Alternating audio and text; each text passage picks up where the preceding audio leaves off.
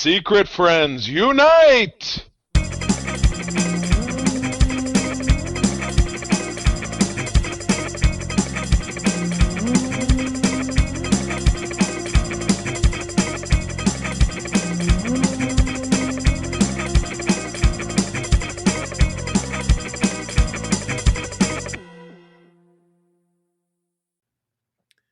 Hey gang, welcome back. Welcome back to Secret Friends Unite. This is episode 551 on the Secret Friends Unite podcasting network. I am Charlie, your founder, along with, this is the first time we've really done the holy trinity of the three people that now run our little enterprise here. I'm here with Peter, which is awesome. And then I'm here with April. And April, I might be mistaken. I'm not sure you've ever been on this show. I have not. I love it. It used to be forbidden. It was forbidden. Yes, my old partner Todd, not to knock on him, had a no wives rule, which I've absolutely it's just Todd was an interesting guy. Yeah, I don't know what the hell that ever had to do with, but what? Anyway, I want to have people on the show who like talking about stuff. That's all that matters to me. So we're back here and we're going to dig in. The reason I've assembled both of you is that we're going to dig into talking about a show that just wrapped up this past weekend. We're recording this in December of 2025, and that would be the first season of It. Welcome to Derry, spinning off of the very successful films that we had in 2017 and 2019. But let me get some business out of the way. I always like to give kind of love, respect, and homage to the wonderful people over on our Patreon, over at patreon.com/secretfriendsunite. All of our shows come out early. You usually get a show about a day or two early of our normal programming, sometimes a whole week early when it has to do with our spotlight interviews. You also have a lot of exclusive programs. Peter and I have been going through Ron Moore's Battlestar Galactica. We just wrapped up season 3, and only exclusively we'd be able to hear the program there. And we have a exclusive channel for our Discord members who are Patreons as well. Your first week is free by visiting patreon.com/secretfriendsunite. Then it's half off your first month, which can be $1, because you can stay on board for as little as $2 a month. So we would absolutely love to have you over there at patreon.com/secretfriendsunite. Give us a try. You're losing money by not doing it. Which I know seems weird, but it's true, I promise you. And secondly, our show is brought to you in part by Argo's comics and used books here in Grand Rapids, in the Easttown part of the Grand Rapids area. They've been around for 50 years, almost just like me. They've been around since 1975, one of the oldest comic shops in the state. They've been under new ownership for the last couple of years. Our friends Crystal and Roger have been running the shop, really changing things around, improving it for the better. They're always buying new comics, old books, all kinds of stuff. You can find them on Google, Facebook, or Instagram. Get in touch. Also, if you are someone who gets regular holds for comic books, if you get 5 or more titles a month, you're saving 10% with their Argonauts program. So swing on down there to Argos. Tell them you heard about them on our show so that they know that you know that you're listening. All right. Well, let's get into it. As I teased, we're going to be talking about the It series over on HBO Max. Welcome to Derry, which just wrapped up. And as I danced around, if you're familiar with the films, it's an American supernatural horror series based around the 1986 novel It. It serves as a prequel. This is funny. I'll get into a little bit of this in my commentary. A prequel, but in some ways, kind of not a prequel to the films It, as I'd mentioned, from 2017, and It Chapter 2 from 2019. The series was developed by Andy Muschietti and his wife, Barbara. I heard them commentary on their podcast this week. I'm assuming that's his wife. Could be a sister. I'm not sure. I'm assuming it's his wife. And Jason Fuchs, all of whom were involved in making the films. The series stars Taylor Page, Jovan Adepo, Chris Chalk, James Remar, great role, Stephen Ryder and Claire Stack, Amanda Christine, and McCall Karam Fiddler, with Bill Skarsgård reprising his role as Pennywise the Dancing Clown from the films and also serving as executive producer. This was an 8-episode series, and we're not gonna go through all the nitty gritty. But we're going to just jump right in. I do want to pre-warn you, this is a spoiler cast. So if you're interested in learning about the show, but you haven't watched it, my advice is go ahead and give it a pause and come back to us when you've had a chance to listen. So let's kick it off with as I was saying in the pre-roll, Peter, who's seen the films, between April, who's seen the films and has been a reader for many, many years. Peter, let's start with you. Talk to me about how did you get involved with it? Like, how did you stumble upon it? Did you see it right from the beginning? Did you see it on TV? The show or the films? We'll start with the films, just real briefly. So I never saw the Tim Curry one, full disclosure. Sure. I've only seen the new ones. I actually watched It and It Chapter 2 for the first time last year because my friends were just like, here's a great horror film that you need to see, because I've always been like, I don't know if I see horror films because I can predict them too well. They don't do a whole lot for me. Sure. But they're like, oh, you got to see this one. So we sat down and then watched it, and it was like, I was like, wow, this is really well directed, really well acted. Like, it's got the suspense, it's got a great villain. This is actually really interesting, and some of the ideas and story bits are quite fascinating. Got to part 2, liked that, and then I saw that Welcome to Derry was coming out, and I was like, I enjoyed the films, so I'll give this a go. Yeah, absolutely. And I thought it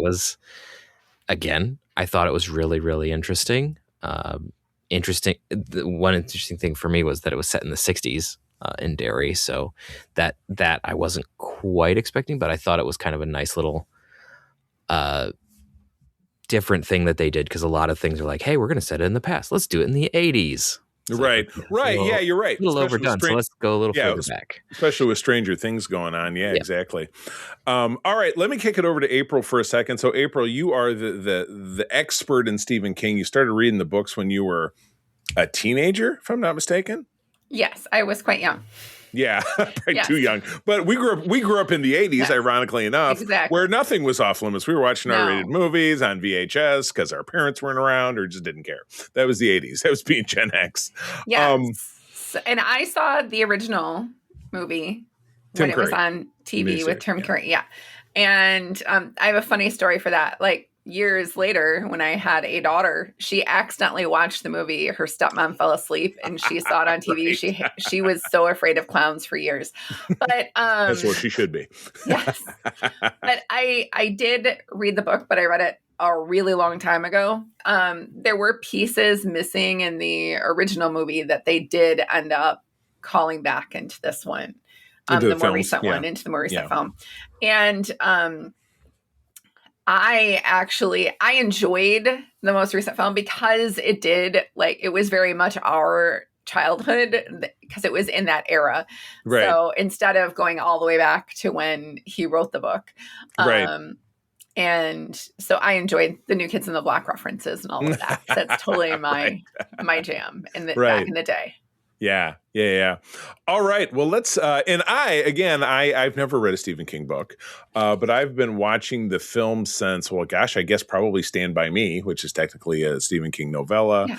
But what's another real pivotal movie of his, like from the 90s? I saw Shawshank Redemption, of course, which is not really horror, but I mean, I've been watching his films like The Green Mile. I've been watching his films all these years.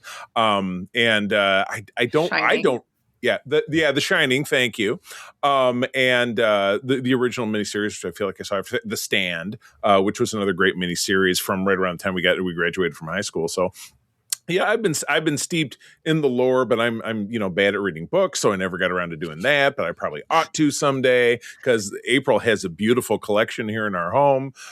In this, like, it's almost in like a weird little tree, like you saw in the miniseries, or like you saw in the series in the end in that last episode, the Tree of Books.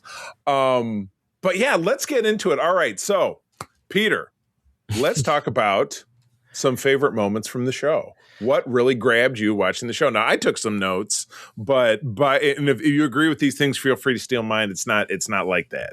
Yeah. Some of my favorite bits were, obviously when you get some of the backstory of where it decides to take on the guise of Pennywise. Right. I thought that was pretty interesting.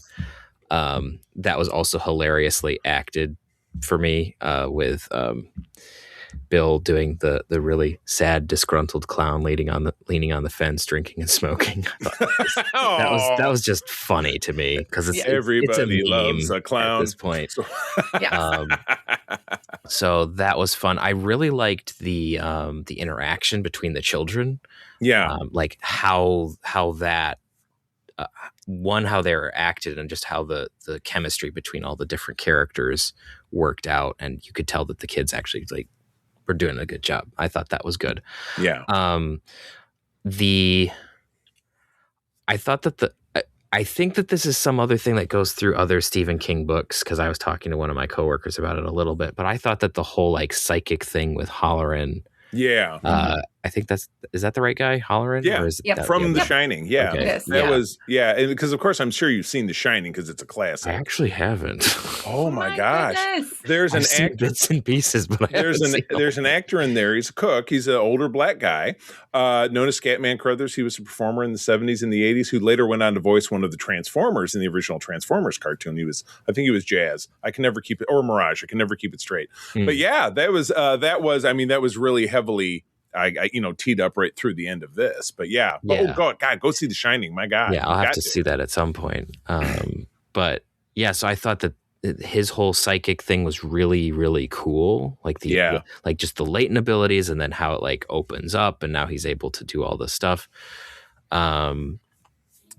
I liked how we kind of got more of the backstory of where the heck this thing came from. That was one of my favorite sequences, hands down, because it was all told through, and you mentioned it was from Dick Halloran tapping into the mind of the young indigenous man and kind of pulling out of him stories that, the oral tradition that had been passed down through his clan, through his tribe from generations, of the fact that this is an evil spirit from space. I'm like, yes, I love it. Yep.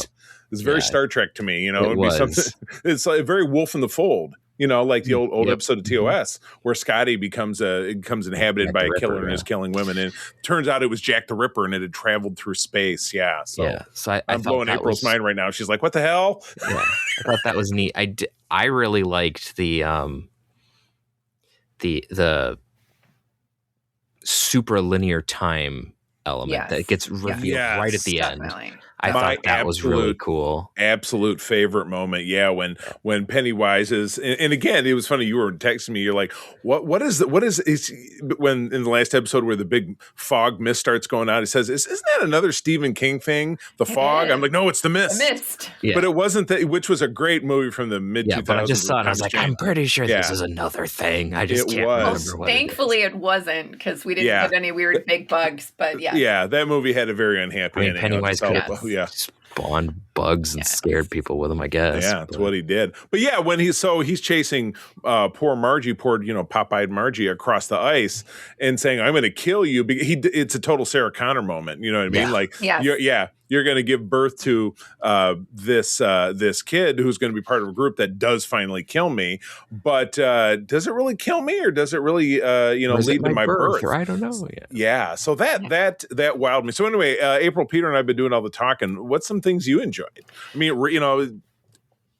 mean, I loved seeing the origin story, because that's not something that has come out in the past. So it was really interesting. I'll have to do some research to see if Stephen King was involved in any of that messaging at all, because I thought it was fantastic. But yes, sure.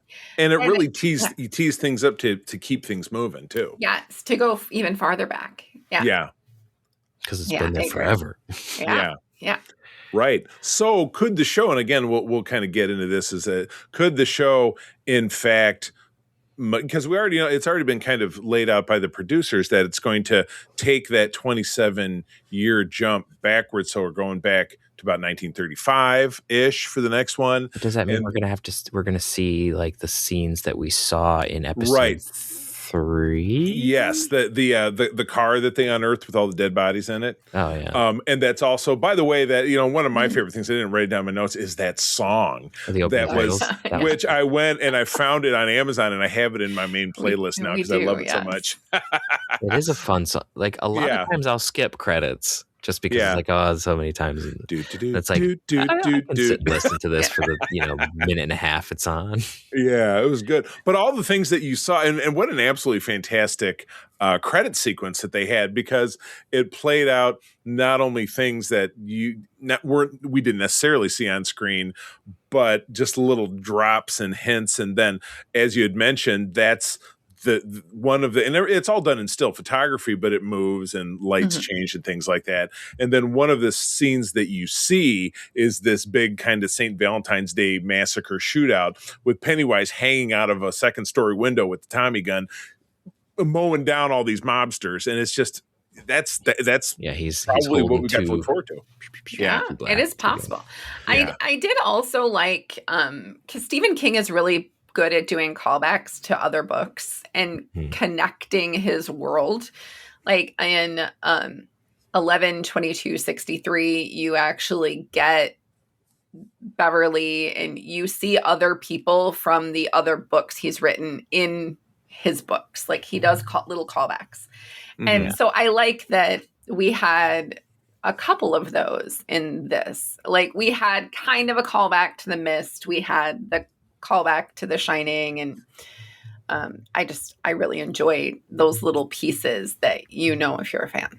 Yeah, exactly. So much like the Marvel Cinematic Universe, or even Brandon DC Sanderson Comics. for a modern author who's doing something similar, not obviously in the same genre at all, but right. And it's nice, an Easter egg, in my opinion, in this regard, is great if you can enjoy it without having to be like, what the hell does that mean? I always kind of thought like Star Trek Lower Decks was like that. Like it gave those little Easter eggs for those of us who loved Star Trek Next Generation in particular. But if it was like way over your head, whatever gag they made, they still did it in a way that was silly that I thought was very enjoyable. So one thing that did stick out to me just because I was looking over the episode information just a second, the thing that really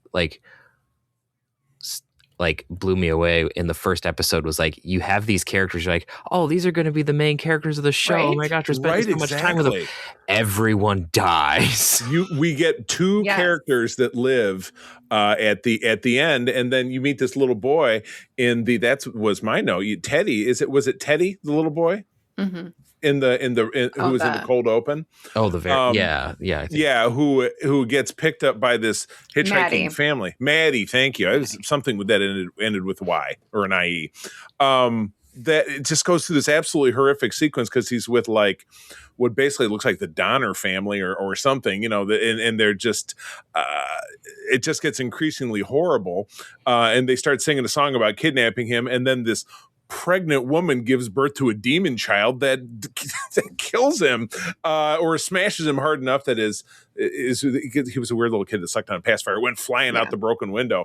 It was just like that was in the first 6 or 7 minutes of this before we had the opening titles. And so you just knew you were in for a hell of a lot of trouble.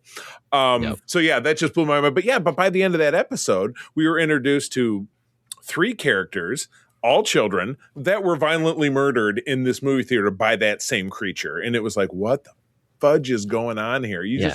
And this is the first episode. So it's like, where's this going to go? Yeah, it was absolutely especially because like they're giving you all of the flags of like, okay, so this is your classic nerd character. He's going to do this, da da da da da. Right. And then it's like, okay, these are my people. And then, he went splat against the projection screen. He got ripped in half. Her little girl got her arm bitten off. Her arm got bitten off. I was like, oh my goodness, I was not expecting that at all. Well done. Yeah. Like, kudos, but holy cow. I was feeling the same way about the Black Spot, which was the club that the airmen on the offside of the Air Force started because you had an angry mob that rushed it. They got pushed back, and then they just lit the place on fire. All these people burned to death. Locked everybody in. Yeah. Yeah, and I wasn't expecting that either. Yeah, I wasn't expecting one kid to sacrifice himself for another character. So that was I mean, it feels very rare in this day and age with everything we watch so packed with tropes. And Peter and I talk about TV stuff every week, you know what I mean? And some of the most trope packed franchises like Star Trek and Star Wars that exist, they're gonna jam in the tropes. But this, to me, while there was still a really glaring one, which I'll talk about in a minute here, really seemed to navigate around that in a way I just thought was, I don't want to say delightful because it was so horrifying, but it was refreshing in a technical sense. Yeah, it was refreshing definitely. In the technical sense. Exactly. Any other great moments before we maybe move on to talking about some things that you thought didn't love so much?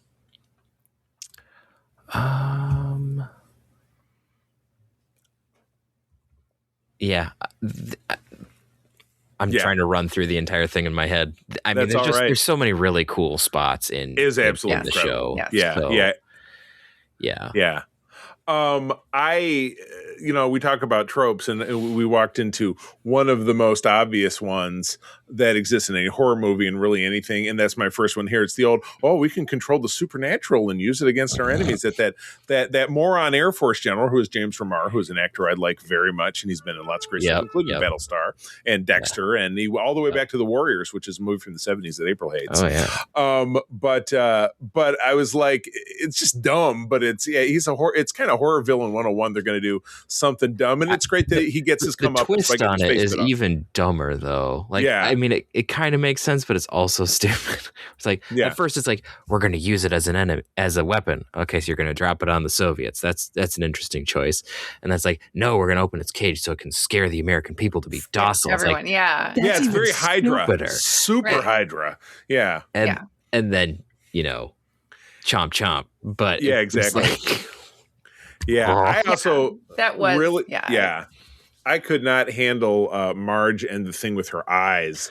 April and I were losing it when that was happening. Yes, we were both like, no. Because April was doing something similar. I was like, April was an opticianist for years. I worked in the business for a couple of years, so eye stuff is like,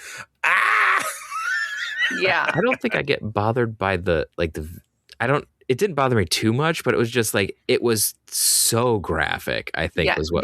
Just the idea of her trying to cut her eye off. Yeah, I know. And it just went into the shop and was like a bandsaw.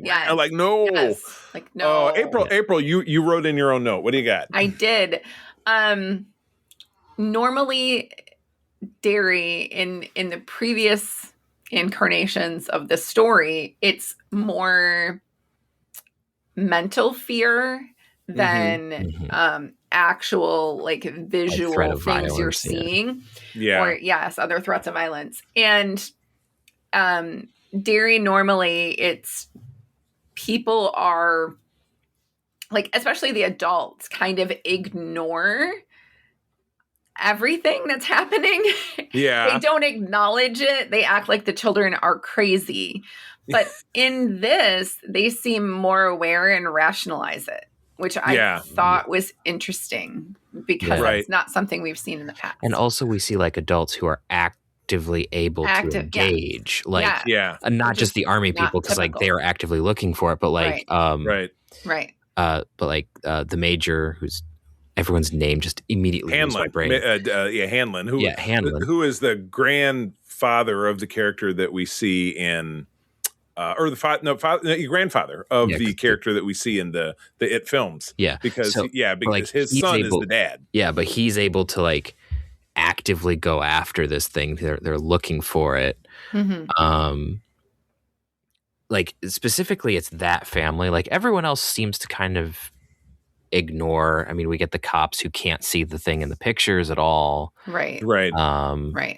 We also have the real Pennywise's daughter, who is looking for him actively, So it was definitely interesting to have adults who were not previously traumatized by Pennywise looking for him.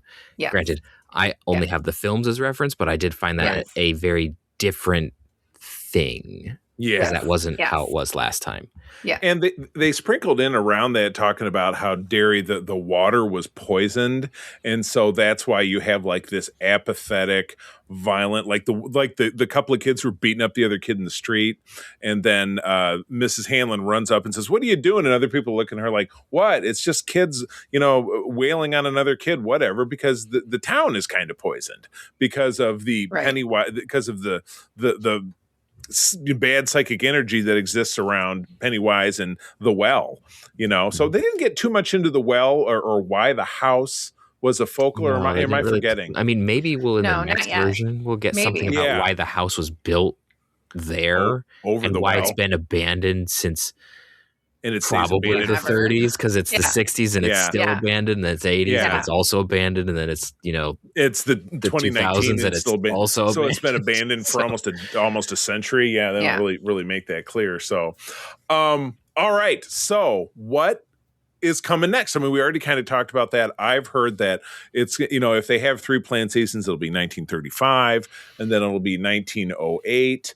I mean, if the show keeps going, if it's really non-linear time, if Pennywise died and was reborn in 2019, what exactly does that mean for, will this series kind of give us a conclusion to really stopping him? Or I mean, what are like the surprises they could pull out? Because they kind of outlined a lot of things. We know that like the whatever gang, and then there's the Kitchener Ironworks. That was the 1908 because you saw it in the opening credits. What other like kind of surprises do you think they could yank out? I know it's a mystery, isn't it? I wonder though if they're gonna go back just the 25 years, or if it's gonna be more than that. Okay, gotcha. Because like I feel like the 1935 one we might skip, maybe. You think? Okay. Just because we have seen, we've seen the younger general and all of that, so we don't necessarily. 1908, we kind of know how that one ends. Tangentially. So they might skip that one and just go earlier, and then maybe the final one is the indigenous people and whoever else is around at the time either finishing him off or what have you, or who knows, maybe we'll get him escaping into somewhere and then we'll get a sci-fi It where he's off in space killing people. I don't know. I mean it's, and what's nice is that they're not dealing with the real kind of pitfall with Stranger Things. And again, I mean, I enjoy Stranger Things. We're getting a conclusion to that after we record this, the kind of 2-part finale, a few episodes, and then a big finale, is that they're trying to maintain the same cast of characters with young people that age far faster than get the product out. So all of their teenagers look like the teenagers in Grease, the movie from the 70s, where the people are all obviously like 30. They're like my age. Beverly Hills 90210. Oh, exactly. Yeah, it was a very big show in April and I were growing up. So, April, what kind of surprises do you think they could pull out? What like your furthest imagination? What would you love to see? I mean, we've seen a lot already. So, like Peter's saying, we already know what the origin story is. We just don't know all of it. Yeah, no pun intended. Yes, exactly. Or what happened after Pennywise, after the entity took over Pennywise. I mean, maybe it'll get into like that first year. Yeah. Maybe. That's true. If it does go back to the 1930s, because that was the last one, then we would see like the first time it manifests as Pennywise, which could be interesting in its own right. Yeah. Right. Yeah. It seems like the 1908 is maybe kind of skippable because they've danced around. You met the general as a young boy. You met Rose as a young girl. You saw Bill Skarsgård as the actual Pennywise. Like that was all in the 1908 timeframe. So it's like, what else are they going to do with it? So yeah, it almost kind of seems like they might skip over that. I could see that happening. So, all right. I'm a big fan of rating things out of 10. And my rating is pretty obvious. This was a slam dunk for me. And Peter and I have talked about, and other people that have always done the show with us have felt prequels can be such a train wreck. Because again, the thought process is that if you just think about the Star Wars movie, the Solo, where it's like, I really need to know where he got his, gold dice or whatever. It's like a bunch of stupid details nobody cares about. But this, as opposed to being a straight prequel, like we're just kind of we're checking the boxes and coloring it in, they turned this into this kind of time-free like Odyssey where it could go anywhere and do anything. It jump backwards and forwards. It's like an anthology series, and I think that's awesome. And I didn't expect that. I didn't expect him to say, well, I live outside linear, like he's one of the Bajoran prophets from Deep Space Nine. I love that. So that really it does further cement the idea that he's just kind of this eldritch horror that just, does horrific things. Right. And just always exists as some ethereal, I'm going to kill you monster out in the deep reaches of reality. He's the I'm going to kill you monster. All right. What about you guys? Where did you land out of 10? I would probably put this. I'm always hesitant to give like 100% scores because there's always something that I'm saying something about. I could probably shave a point off. It's fine. For myself for that bad trope about I know I can control it. That was bad. Yeah. So I'll knock a point off for that. This is 9 out of 10 for me. Yeah, so I think it's probably like a 9.5 for me because like there's a lot that's really, really interesting. It's really well acted, really well directed. I thought that the storytelling was pretty tight. So we didn't have a whole lot of just like, why are we doing this? Pretty much every scene episode had like, not to say that everything was plot relevant, but it wasn't dithering around. Right. And I thought that was very helpful. So even though you had slow scenes, it wasn't like constant push the plot, but you were like, this is happening for a reason. This is character development or whatever. And so I thought that was really, really well done. So I might take just a little bit away for, there was some side stuff that I was like, this isn't my favorite. But most of the stuff was really, really interesting and really well done. Yeah. So for sure. April. I agree that 9 out of 10 makes sense. Because there were parts that were a little tropey and there were just a tiny bit of a deviation from what we have come to expect, but below the standard, below the slash. But other than that, everything was great. They did not let go, and they didn't let like certain people survive just to carry on the story. They had no fear when it came to killing characters. Yeah, and that was bold. Like that was really well done. Like the fire. That came out of nowhere. I was like, oh no. Yeah, but it was one it's too. Like, and it came from and it was one of the things that was mentioned in the more recent films when the one kid is going through the microfiche in the library. He's going through, these are different, Things in Derry that have happened in the last 100 years, and the black spot was one of them. Oh, was it? And I don't know if they showed in a photograph like, here it is on fire or something like, but I didn't really associate it with, but it's like, all the stuff that we saw in the opening credits, like, well, this is what also happens, but I'm curious how they're going to represent that, and where this could go. So I'm absolutely fascinated. Look forward to seeing it. So the show is, if you've listened all the way through the spoiler cast, which I hope you haven't, but the show is on HBO Max, all 8 episodes streaming now. So I highly recommend going to check it out. And that's our show. So I love it. We have the holy trinity of SFU here on one podcast. So I'm because again, if Peter and I run it, April also runs it. So she's number 3. But April, where do people find you out there on the internets? At the April Carton on Instagram. Very good. Peter, you? Well, you can find me around the interwebs at Petrus Aquinas. I don't do a lot, but you can poke at me. You can also find me over on ELH's channel doing role-playing games, and you can also find me behind the scenes on Starship Excelsior.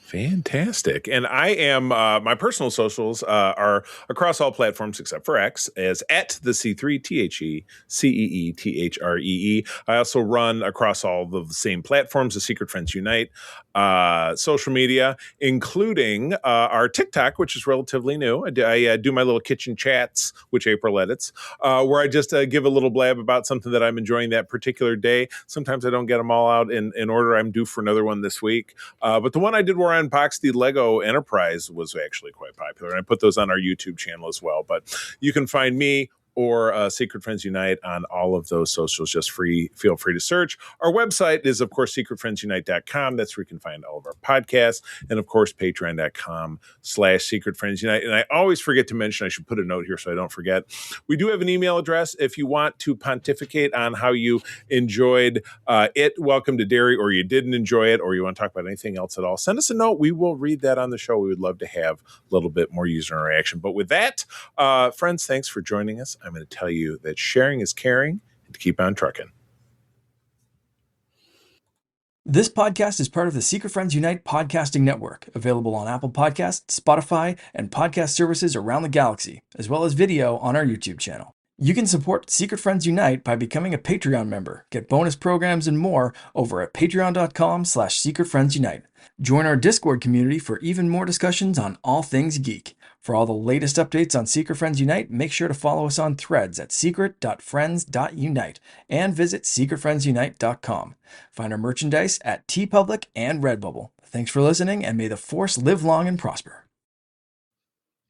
Hey, Secret Friends Nation, thanks for sticking around after the credits, or if you're watching us on YouTube, thanks for tuning in. I am joined by a friend of the show, super great guy who has been on with us many, many times before. This is actor and, dare I say, philanthropist, Mr. John Billingsley, who was the wonderful Dr. Phlox on Star Trek Enterprise, as well as a number of other things. John, it is always awesome to see you. How are you?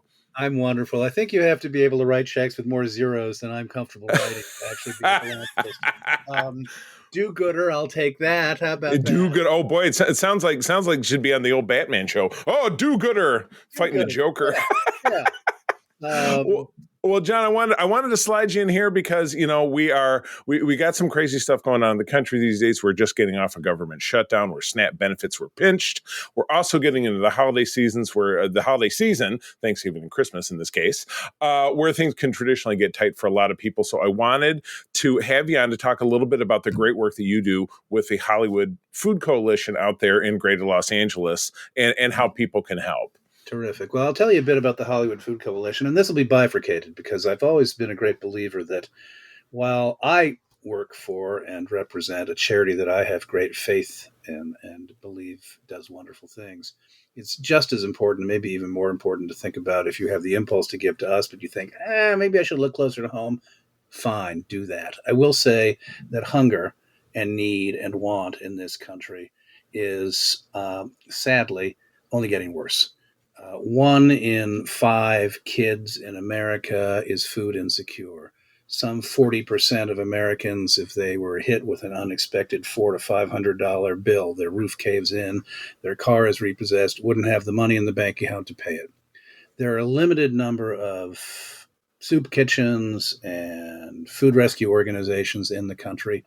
We do something that is very dear to my heart at the Hollywood Food Coalition. We serve a hot meal to all comers 7 nights a week, no questions asked, always providing choice, always providing dignity of service. And we also offer an array of other services to people who come through our doors.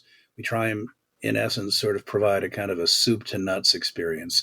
If you want your bicycle tire repair, we've got medical vans. If you want some housing assistance, if you want some kind of referrals to other social service agencies, we very much believe in coalition building through the medium of food.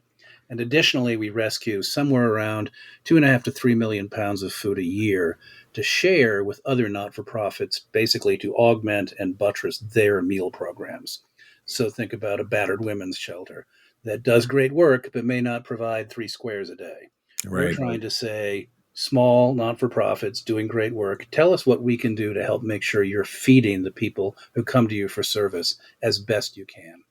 And additionally, every Sunday, we have a wonderful program that we have created with a lot of marvelous people in the community, families, church groups, and schools. We have dropped off at our premises, in essence, every Sunday, somewhere around 3,000 bag lunches. And we make sure those lunches get distributed through some of our community partners all over the city, primarily to people living in homeless encampments.